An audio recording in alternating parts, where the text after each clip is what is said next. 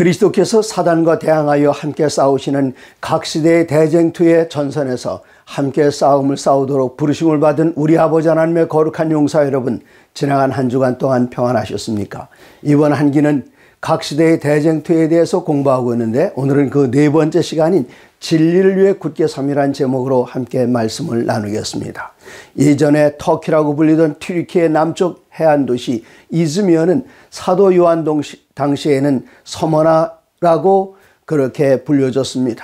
이 서머나는 사도 요한이 반모섬에서 7교회의 편지를 쓸 때의 두 번째 교회로서 에베소 다음에 서머나 교회입니다. 우리 제7난식일 예수여행기에는 이 7교회를 시대적으로 구별합니다. 예수님께서 승천하시고 제자들이 나아가서 복음을 전하던 그 시대를 가리켜 우리들은 에베소 시대라고 한다면, 이제 박해가 시작되는 기원 100년부터 313년까지 박해의 절정에 이르렀던 그때를 가리켜 우리들은 서머나라고 하는데, 이 서머나 시대에 서머나 그 지역에 주교 한 분이 있었습니다. 86살 된 노 제자, 곧 그리스도 예수의 가장 사랑받는 제자였던 요한의 제자인 폴리카비라는 제자는 요한과 같은 죄목으로 끌려가게 되었습니다. 이 서머나는 로마에 대한 충성을 다하는 도시였기 때문에 1년에 2번씩 로마의 황제의 신전에 나가서 로마의 황제 시저를 자기의 신이라고 고백하면서 나의 주님이라고 고백하며 그에게 절해야 하는데, 일찍이 사도 요한이 이것을 거절했기 때문에 반모섬에 끌려갔습니다. 그의 제자된 폴리캅 역시 이것을 거절했습니다. 마침내 그도 화형장으로 끌려가게 되는데, 그를 잡으러 온 군인들이 그의 집에 당도했을 때 저녁 때가 되었습니다. 이 폴리캅은 그들에게 저녁상을 잘 대접했습니다. 그리고 그가 저 경기장으로 끌려나가 사형을 당하게 될 때에 그리스도 예수를 부인하라는 요구를 받았습니다. 그러나 그는 80평생 나를 한 번도 배반하지 않은 나의 주님을 내가 어떻게 배반하겠는가, 그렇게 이야기하면서 그가 화형장에 이슬로 사라진 그것을 스데반의 원형교회에 콜로세움에서 남쪽으로 한 10분 정도 걸어가면 스데반의 원형교회가 있는데, 그 스데반의 원형교회 안에, 그 둥그런 교회 안에는 모든 벽이 순교자들의 순교 장면으로 묘사되어 있는데, 화형당하고 있는 그분이 바로 폴리캅입니다. 이 폴리캅이 끝까지 부활을, 더 좋은 부활을 얻기 위해서 한순간도 그리스도 예수를 배반하지 않고 마치 그의 선생 요한이 그랬던 것처럼 자기 목숨을 다하여 끝까지 충성을 다했습니다. 이때가 서머나 교회 시대인데, 이 서머나 교회 시대는 이 교회가 아직 변질되기 전이었습니다. 기원 313년 콘스탄티누스가 밀라노 칙령을 통해서 모든 종교들의 관용을 베풀고 특별히 기독교를 공인하게 된 그때부터 교회가 변질되기 시작했는데, 그 이전에 있었던 핍박은 이교돌로부터의 핍박이었습니다. 스데반의 원형교회 안에서 그런 핍박받는 초대 교회 당시에 여러 가지 광경들이 그림으로 묘사되어 있습니다. 나 그 핍박은 거기서 멈추지 않았습니다. 다니엘서 7장 23절에 보시면, 모신자가 이처럼 이르되 넷째 짐승은 곧 땅의 넷째 나라인데, 이는 다른 나라들과 달라서 온 천하를 삼키고 밟고 부서뜨릴 것이며, 24절입니다. 그 열불은 그 나라에서 일어날 열왕이요, 그 후에 또 하나가 일어나리니 그는 먼저 있던 자들과 다르고 또 새 왕을 복종시킬 것이며, 작은 뿔이랍니다. 로마 천주교에 대한 묘사입니다. 이 로마 천주교인은 25절에 그가 장차 지극히 높은 이를 말로 대적하며 또 지극히 높으신 이의 성도를 괴롭게 할 것이며, 그가 또 때와 법을 고치고자 할 것이며, 성도들은 그의 손에 붙인 바 되어 한 때와 두 때와 반 때를 지내리라.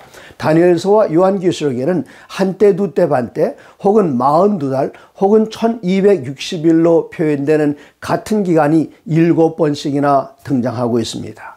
기원 538년부터 시작해서 1798년의 1일까지 1260년 동안 하나님의 백성들은 다니엘서 7장 25절에서 이 작은 뿔의 세력, 지극히 높은 자의 성도를 괴롭게 할 것이며 엄청난 어려움을 당했습니다.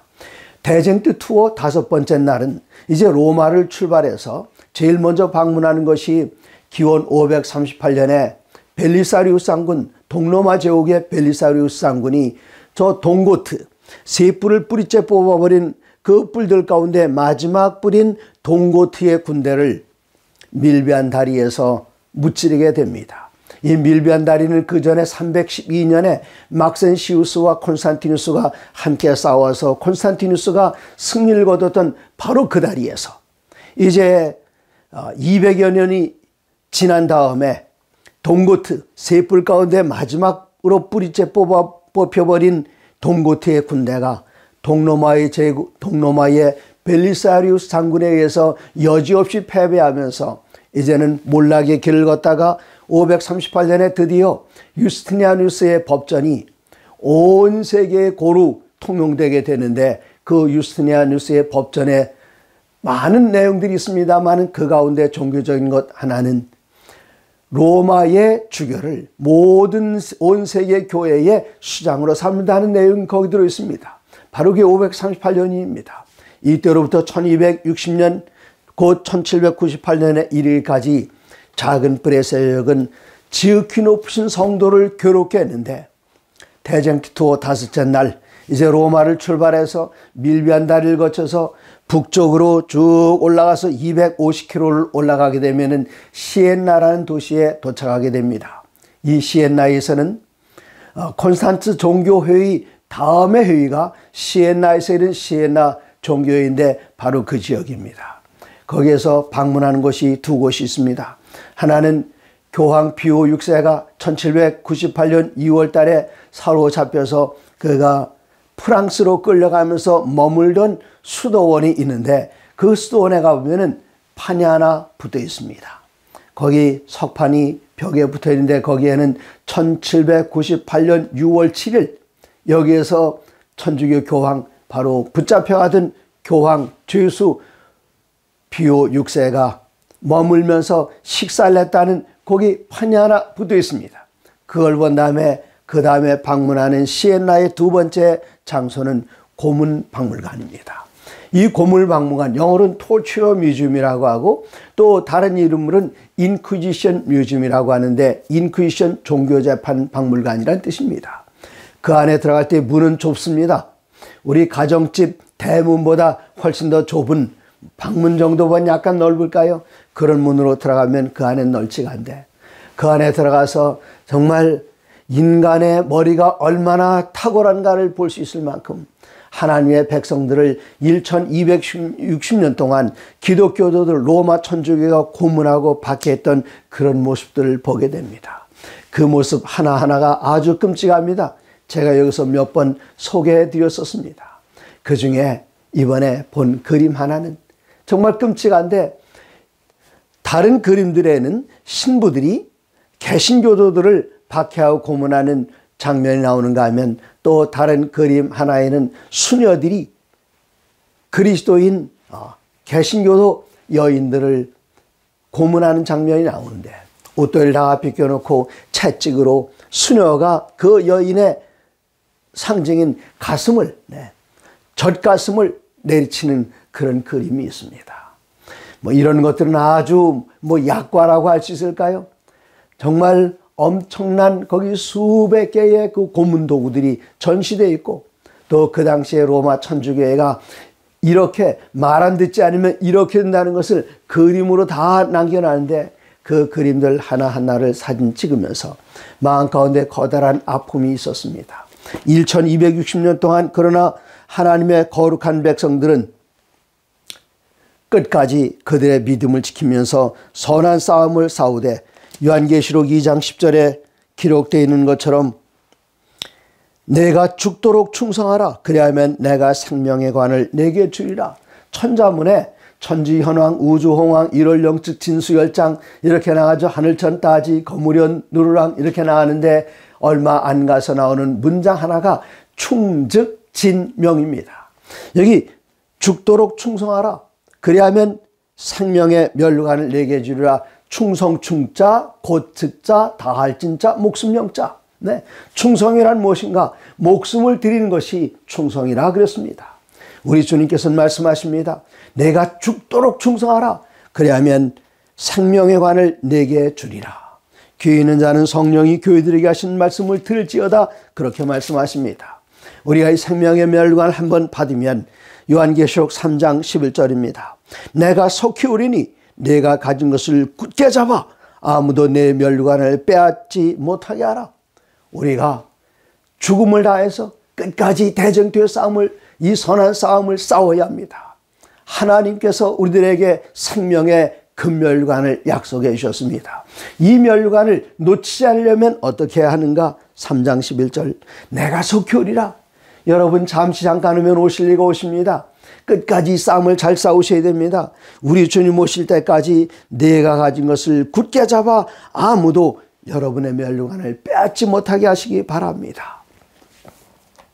사도행전 5장 27절입니다. 사도들이 나가서 복음을 전할 때에 많은 어려움이 있었습니다. 그들이 붙잡혀갈 때마다 그들은 예수의 이름으로 말하지 말라는 그런 이야기를 들었습니다. 사도행전 5장 11절 그들을 끌어다가 공회 앞에 세우니 대제사장이므로 이르되 우리가 이 이름으로, 예수의 이름입니다, 사람을 가르치지 말라고 엄금하였으되 너희가 너희 가르침을 예루살렘에 가득하게 하니 이 사람의 피를 우리에게 돌리고자 함이로다. 이때 베드로는 뭐라고 대답합니까? 29절 베드로와 사도들이 대답하여 이르되 사람보다 하나님께 순종하는 것이 마땅하다. 그렇게 이야기했습니다. 기독교 역사에 마틴 루터가 종교개혁을 일으키기 전에 일어났던 또 아름다운 종교개혁 운동이 있습니다. 저 프랑스의 리옹에 살고 있던 부자 피터 왈도라는 사람을 따르는 그 사람들인데, 물론 이 walden스인 운동은 피터 왈도 이전부터 시작이 됐습니다. 나중에 그 출중한 지도자의 이름을 따라서 왈도를 따른 사람들, 왈덴시안 혹은 또 발데스 뭐 그렇게 여러 가지 부른 이름이 있습니다. 이 walden스인들, 그들은 로마 천주교의 박해를 피해서 저 깊은 산 속으로 들어갔습니다. 이태리의 북쪽 알프산 피에드몬트 골짜기에서 그곳까지 그들은 몸을 피해가면서 그들의 믿음을 지켰지만 때때로 로마 교황청에서 보낸 군대들이 그들을 붙잡으러 가고, 그들이 동굴에서 예배를 드릴 때는 동굴 입구에서 불을 피워서 그 안에 사람들을 질식시키고, 사람들을 붙잡으면은 이 walden스인들 저 산 꼭대기로 올라가서 그 높다란 절벽에서 수십 길 되는 그 절벽에서 밀어뜨려 죽이기도 했습니다.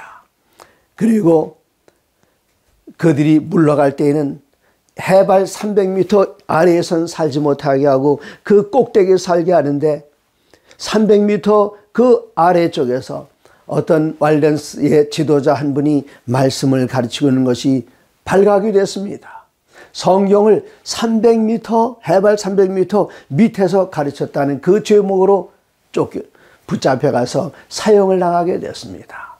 이 walden스 마을에 가면은 아름다운 광경들을 여러 곳 볼 수 있습니다. 저는 이곳 8번 정도를 방문했는데 갈 때마다 3번 정도를 침례식을 했습니다. 올해도 어김없이 4월 첫 안식일 날 walden스인들의 그 계곡에서 일본에서 온 한 자매가 침례를 받았습니다. 송을선 목사님이 데리고 오셔서 그 일본인 자매를 그곳에 침례를 받았고, 작년에도 같은 장소에 그 지역에서 침례를 받았고, 몇 해 전에도 그렇게 했습니다. 8번의 그 지역을 방문하는 가운데 3번 침례식을 했는데, 여기 walden스인들은 옛날엔 침례식을 하던 사람들이었습니다. 그들은 안식일 지켰습니다. 그들은 학교에서, 학교라야 큰 학교가 아닙니다만은 조그만 가정집 규모의 그곳에 학생들을 많고, 여기에서 성경을 필사하면서 말씀을 읽으면서 그들에게 다른 교과서는 없었습니다. 오직 말씀으로, 성경만으로 교과서를 삼아서 그들을 가르쳤습니다. 그리고 그들은 둘씩 나가는데, 그 둘씩 나가는 그 형제들을 바브라고 불렀는데, 이 바브란 말은 이태리 말로 엉클, 곧 삼촌, 아저씨란 뜻입니다. 왜 이렇게 불렀는가 하면은 천주교에는 신부를 영어로 father, 아버지라고 부릅니다. 그래서 아버지라는 그 father라는 이름에 대한 대항으로 삼촌, uncle, 곧 바브라는 이름으로 불렸는데 그들은 둘씩 나가면서 복음을 전하고 자기 자신들을 위장하고 해서 박물장처럼 여러 가지 많은 짐을 짊어지고 다니면서 사람들에게 물건을 팔다가 성령에 감동받은 사람을 발견하게 되면 그들에게 성경절 나눠주고 말씀을 가르치고 그렇게 했습니다. 이들은 그렇게 하다가 안식일이 되면 또 돌아와서 하나님 앞에 경건하게 예배를 드리는 그런 사람들이었습니다. 아무리 핍박이 와도 그들은 리용의 빈자, 가난한 사람들이란 그런 뜻인데요. 빈자. 그래서 이 walden스인들은 오늘날 한국에서는 맨발 걷기가 유행인데 그들은 맨발로 다녔습니다. 여러분이 보름새 가시면은 거기에 루터 공원인데 그 루터 공원에 종교 개혁자들의 동상이 여러 개가 있는데 이 피터 왈도의 발을 보면은 거기에 구두에 구멍이 뚫려져 있었습니다. 그래서 신발을 벗고 다니다가 신발을 신을 수밖에 없는 그런 곳에서는 신발을 벗고 다니는 가난한 사람이라는 뜻을 나타내기 위해서 그 신발 그 코 부분을 구멍을 내서 맨발로 걷는 가난한 사람, 그들은 그리스도 예수를 위해서 가난하게 되었습니다. 자기 가진 걸 다 팔아서 가난한 사람에게 다 나눠주고 핍박과 박해를 이겨나가면서 끝까지 그들은 믿음을 지켰습니다. 그러나 안타까운 일은 이제 유럽에 있는 많은 종교개혁자들이 박해를 받을 때에 제네바로 몰려들었습니다. 이 제네바에는 파렐도 있었고 칼빈도 있었고 여러 탁월한 지도자들이 거기서 말씀을 가르치고 있었는데 그들이 소문을 듣기에 저 알프산 너머 이태리 쪽에 종교개혁자들이 있다는 얘기를 들었습니다. 그래서 칼빈은 파렐을 그곳에 보냈습니다. 그리고 1532년 9월 12일부터 18일까지 일주일 동안 샹퍼랑이라는 곳에 모여서 그들은 회의를 했습니다. 그 회의의 내용은 개혁 운동을 하고 있는 그 주류들과 또 walden스인들의 믿음이 같은가를 서로 비교해 보는데 그리스도 예수를 믿는 그 믿음 그리고 오직 성경만으로 또 그 사람들에게 이 문서를 사기만 하면은 죄를 용서해 준다 하는 그런 사면장을 돈 주고 사는 것 이런 것들에 대한 다 거절하는 같은 믿음을 그들은 발견했습니다. 근데 또 여기 발견한 것 몇 가지가 있었는데 그쪽에 제네바에 있는 개혁자들은 침례가 아니라 다 세례를 받았습니다. 그리고 그들은 안식일이 아니라 일요일을 지켰습니다. 그래서 이 walden스인들 가운데 다툼이 생겼습니다. 갈라졌습니다. 갈라진 사람들 가운데 저 보헤미로 간 사람들은 안식일을 계속 지켰지만 여기 그대로 남아있던 사람들은 안식일과 일요일을 같이 지내기 시작을 하다가 이제는 그들이 운영하던 학교의 문을 닫고 더 탁월한 교사들이 가르치고 있는 제네바로 보냈습니다. 그곳에 가서 walden스인 청년들이 성경을 공부하고 돌아올 때는 완전히 개신교주의들 그 신앙을 그대로 가지고 돌아와서 안식일을 지키지 않고 침례를 버리고 그들은 세례를 행하면서 안식일 대신에 일요일을 지켰습니다. 이거 얼마나 안타까운 일입니까? 사도는 말하기를 그런즉 선줄로 생각하는 자는 넘어질까 조심하라. 우리는 매 순간마다 진리 안에 있는지 그러므로 그 진리를 중심으로 해서 좌우로나 우로나 흔들림이 없이 그 말씀 그대로 따라가야 할 것을 walden스인들의 그 넘어지는 그 모습을 보면서 마음 가운데 깊은 상처를 받게 되고 우리들이 그들의 넘어진 곳에서 이제는 일어서야겠구나 하는 결심을 새롭게 하게 됩니다.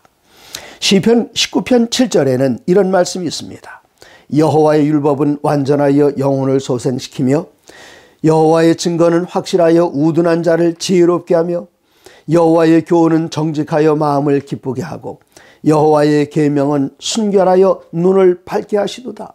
여호와를 경외하는 도는 정결하여 영혼까지 이르고 여호와의 법도 진실하며 다 의로우니 곧 금 곧 많은 순금보다 더 사모할 것이며 송이꿀보다 더 달도다. 하나님의 말씀이 바로 이런 말씀입니다. 이런 말씀에 대한 깊은 감동을 받은 하나님의 사람이 저 영국에서 일어났습니다. 위클립입니다. 그는 사람들이 교회에서 말씀을 들을 때에 자국어인 영어로 듣는 것도 아니고 그 성경을 보려고 해도 성경은 옛날 제레미 히에로니무스가 번역한 벌게이트 성경, 곧 라틴어 성경을 읽고 있었는데 그 당시에 라틴어는 사어였습니다. 죽은 언어였습니다. 우리들은 옛날 고려시대에 나왔던 그 문서를 읽으면 한글로 기록돼도 이해가 잘 가지 않습니다. 같은 한글인데도요. 세종대왕 때 그 글을 읽어도 쉽지 않습니다. 하물며 라틴어는 옛날 고대 이태리 언어로서 1400년, 1300년 그 이전에 11세기에 들어서 이것은 사어, 죽은 언어가 되었습니다. 그런데 성경은 벌게이트 성경, 라틴어로 되어 있었어요. 그래서 이 위클립은 성경을 번역하기 시작했습니다. 그 당시에 교회 법에 의해서 성경을 라틴어 성경 외에 다른 말로 번역하는 것은 불법이었습니다. 국가가 정한 법이 아니라 교회가 정한 법이었습니다. 그러나 대담하게도 맨 처음으로 위클립은 그 성경을 라틴어에서 헬라어나 히브리어 원어 성경에서 영어로 번역하는 것이 아니라 라틴어 성경에서 영어로 번역을 했습니다. 그리고 그가 종교개혁의 새벽별로 알려지면서 개혁운동을 영국에서 시작했습니다. 마틴 루터가 일어나기 거의 1세기 전에 그는 먼저 일어나서 영국에서 이런 개혁운동을 일으켰고 그 개혁운동은 나중에 저 보헤미아의 얀 허스나 제롬, 프라하의 제롬에게 깊은 영향을 끼쳤고 또 그들도 유클립처럼 그들이 있는 지역에서 하나님의 거룩한 말씀을 증거하는 일에 라틴어가 아니라 후스 같은 사람은 베들레헴 교회에서, 프라하는 베들레헴 교회에서 보헤미아의 언어로 말씀을 증거했습니다. 그러나 이 후스가 죽고 난 지 한 40여 년이 지난 다음에 1414년부터 1418년에 독일 남부도시 콘스탄츠에서 종교회의가 열렸습니다. 이 콘스탄츠 회의에서 어떤 결정이 내렸는가? 여러 가지 내려진 결정들 가운데 하나가 위클립을 이단으로 정죄하고 위클립을 사형하기로 결의했습니다. 그러나 위클립은 벌써 죽었습니다. 그래서 위클립이 죽은 지 44년이 지난 다음에 위클립의 무덤을 파내고 그 무덤에서 뼈를 추려서 이 뼈를 화형식을 시켰습니다. 그리고 그 재를 스티프 강에다 다 뿌렸습니다. 위클립의 재는 그 강물을 따라서 대서양으로 흘러가고 온 세상에 그리스도 예수를 알게 하는 지식을 나타내게 되었습니다. 이 옥스퍼드 대학교회 안에는 그 위클립 관이 있는데 그 위클립 관은 바로 성경을 번역하는 것으로 지금도 사용되고 있습니다. 위클립 종교개혁의 새벽별, 그에게는 믿음이 있었습니다. 어떤 믿음이었을까요? 그가 1828년에 다시 그의 뼈는 꺼내져서 불살라지고 재가 되어서 강에 뿌렸지만 그에게는 그보다 더 좋은 부활이 약속되어 있었는데 요한복음 11장입니다. 요한복음 11장 25절 우리 주님께서 말씀하십니다. 예수께서 이르시되 나는 부활이요 생명이니 나를 믿는 자는 죽어도 살겠고 무릇 살아서 나를 믿는 자는 영원히 죽지 아니하리니 내가 이것을 믿느냐? 이렇게 유클립은 사후에 화형을 당했습니다마는 살아서 화형당한 사람들도 있습니다. 그분들이 여러 분 계십니다마는 대표적인 예가 저 보헤미아의 얀 후스였습니다. 그는 오직 믿음으로 남는 의에 굳게 섰고 오직 성경 말씀이라는 그 진리의 원칙에 굳게 섰고 또 천주교회의 너무나도 화려한 이것 그의 마음 가운데 영접되질 않았습니다.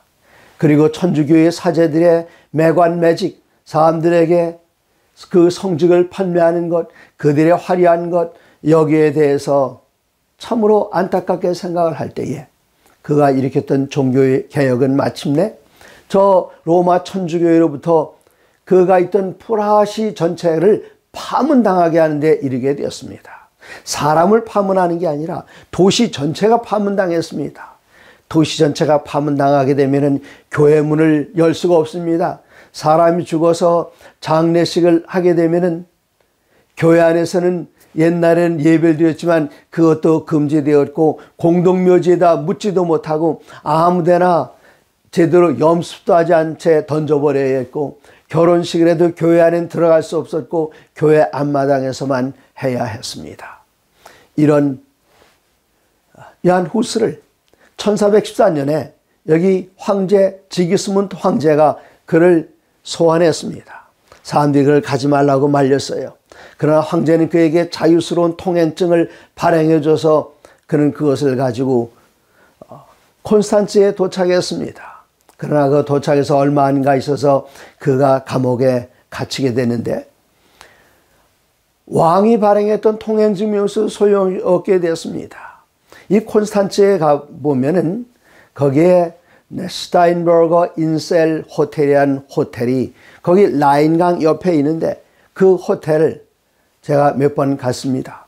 그 호텔에 한쪽 귀퉁이에 지금 부엌으로 사용되고 있는 곳이 있는데 그 라인 강변에서 호텔 쪽을 보면은 거기 둥그렇게 사일로처럼 올라간 그것이 바로 요한 후스가 갇혀있던 곳이었습니다. 장마지거나 비가 오게 되면은 거기에 물이 들어왔습니다. 물이 빠져나가면 쥐들이 우글거리는 그곳에서 정말 상당히 열악한, 위생적으로 열악한 그곳에서 요한 후스는 견뎌야만 했습니다. 그가 드디어 여기 콘스탄츠 회의에 불려 나왔습니다. 그가 지었던 책들을 쭉 꺼내놓고 내가 쓴 책이냐? 그렇습니다. 내가 지은 죄를 내가 알렸다. 내가 지은 죄를 다 자복해라. 난 하나님 앞에 당신들이 말하는 그런 일로 죄를 지은 적이 없습니다. 이 책의 내용을 다 철회해라. 전 그렇게 할 수 없습니다. 마침내 그는 그곳에서 파문을 당하게 되었습니다.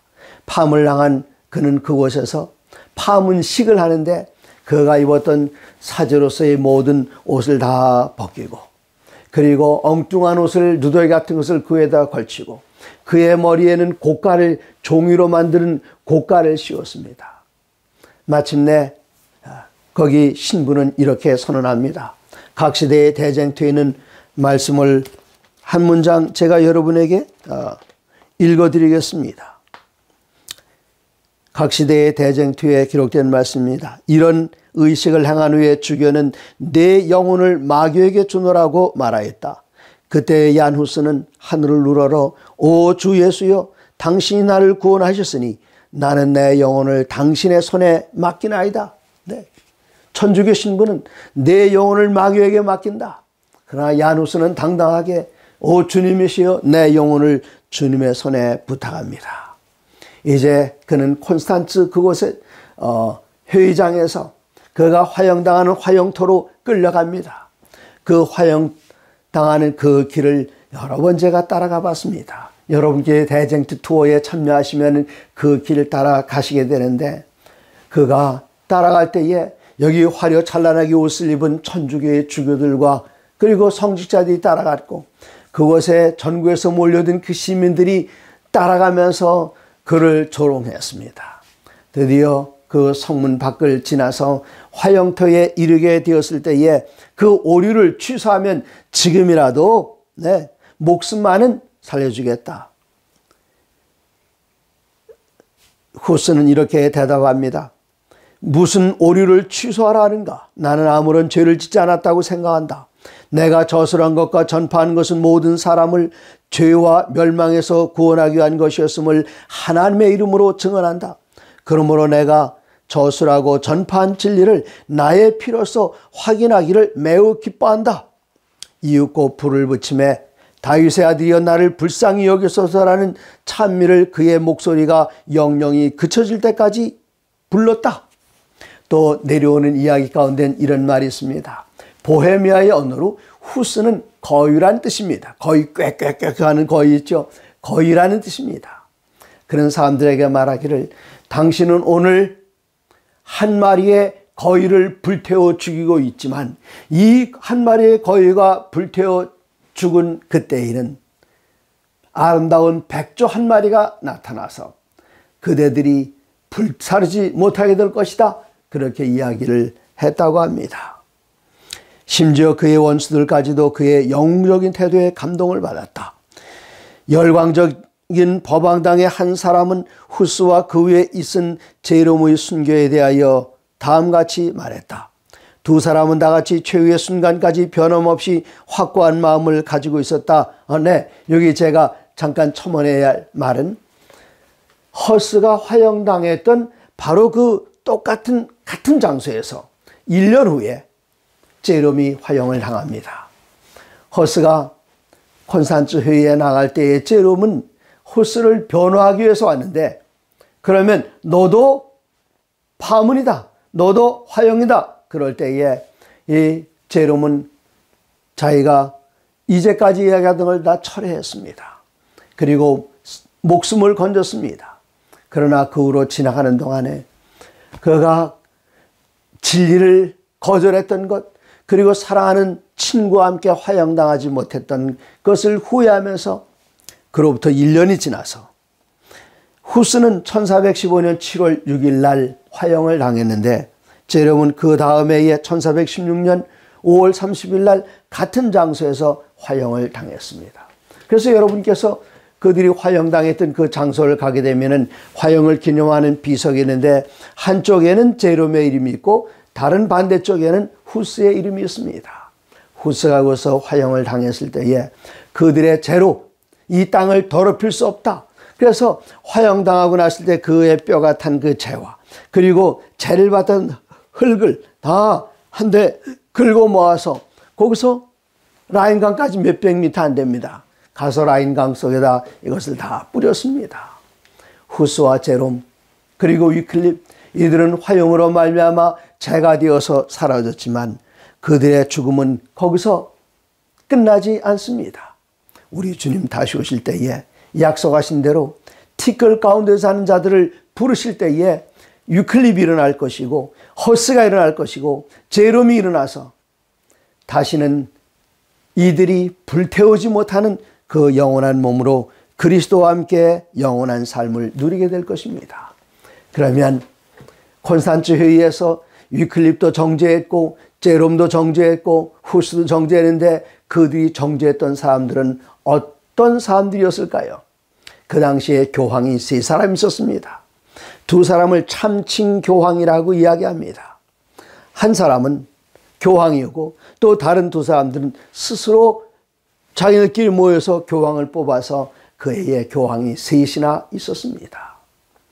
내 재미있는 것은 이런 얘기는 제가 하는 게 덕이 될지 아닐지 모르겠습니다만은 여기 콘스탄츠에 가면 거기 호수가 있고 그 호수에 커다란 동상이 있습니다.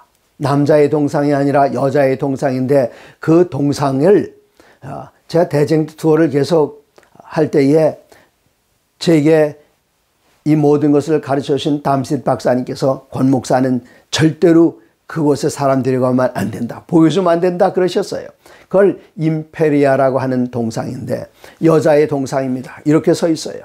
이렇게 서 있고 아주 커다란 동상인데 왼쪽 손과 오른쪽 양손에 사람을 들고 있는데 이 동상이 돌아가는 동상이에요.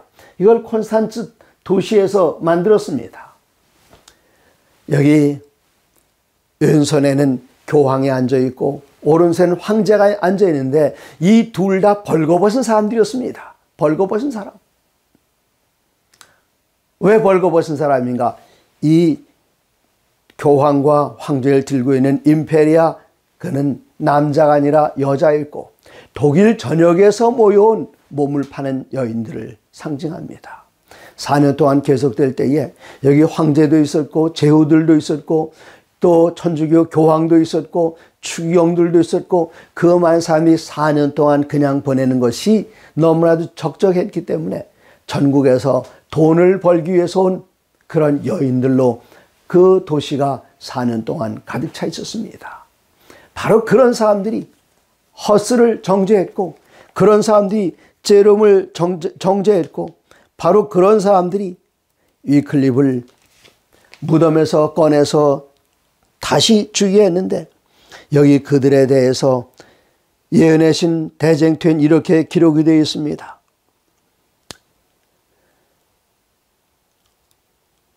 콘스탄츠 성에 도착하자 후스에게는 완전한 자유가 허락됐다. 황제의 통행권에는 다시 법왕의 개인적 보증이 첨부됐다. 그러나 위험숙하게 반복된 보증도 무시되고 얼마 후에 그 개혁자는 법왕과 추기경들의 명령으로 체포됐다. 그는 곧 불결하고 음침한 감옥에 갇히게 되었다. 그리고 그 후에 그는 라인강 건너편에 있는 튼튼한 성 안으로 이송되어 죄수로 수감됐다. 이러한 법왕의 배반은 법왕 자신에게도 유익이 되지 못하였으며 오래지 아니하여 그 법왕도 그레고리 12세입니다. 또한 그 동일한 장소에 갇히게 됐다. 그는 회의석상에서 살인, 성직 매매, 간음, 그 외에도 말할 수 없이 더러운 죄악을 범한 것이 밝혀졌다. 교황이 이랬다면 거기에 다른 정치 지도자들은 어땠을까요? 그런 이들에 의해서 하나님의 거룩한 이들이 핍박을 받았지만 그리고 화형에 처했지만 파문에 처했지만 그들은 끝까지 믿음을 지키면서 각 시대의 대쟁투의 영웅으로서 각 시대의 대쟁투 이 책에 그들의 이름이 찬란하게 빛나고 있습니다. 사랑하는 성도 여러분, 진리를 위해서 굳게 서시고 하나님의 모든 말씀으로 사시기 바랍니다.